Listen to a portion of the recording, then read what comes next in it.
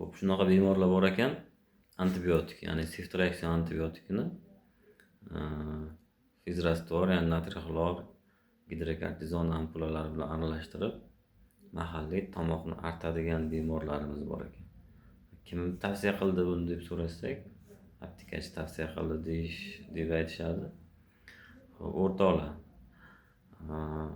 farm kompaniyalari, ya'ni dori ishlab chiqaradigan kompaniyalarda ahmoq odamlar ishlashmaydi. Agar seftriaksonni mahalliy ravishda tomoqni artish yoki tomoq chayish uchun qo'llashda qulay bo'lganda, allaqachon seftriaksonni tomoq chayadigan shakllari chiqardi.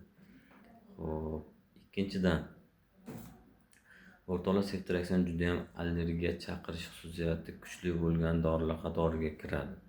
Seftriaksonni agar allergiya kuzatiladigan bo'lsa, tomoqni shilliq qavatlari shishib, nafas to'xtab qolishiga va bu bemorni nobud bo'lishigacha olib keladi.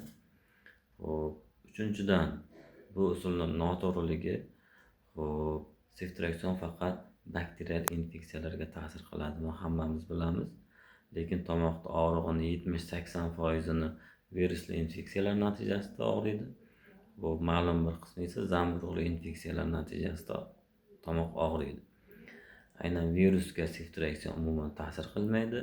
Agar zamburug' bo'ladigan bo'lsa, tomoq og'rig'i yaxshilanish o'rniga yana ham og'irlashishiga sabab bo'ladi.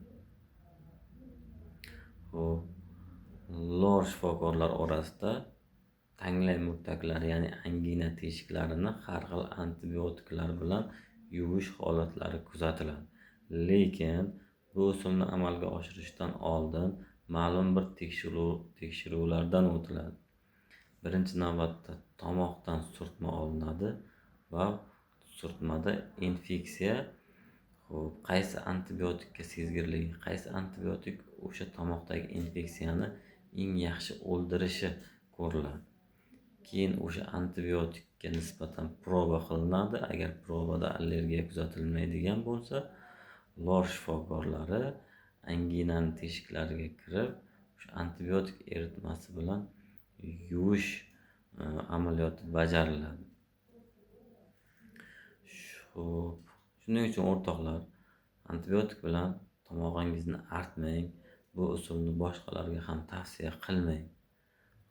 Samarasi isbotlangan usullardan foydalanish kerak, samarasi isbotlangan dorilardan foydalanish kerak. Dorilarni qanday usulda chiqarilgan bo'lsa, o'sha usulda ishlatish kerak.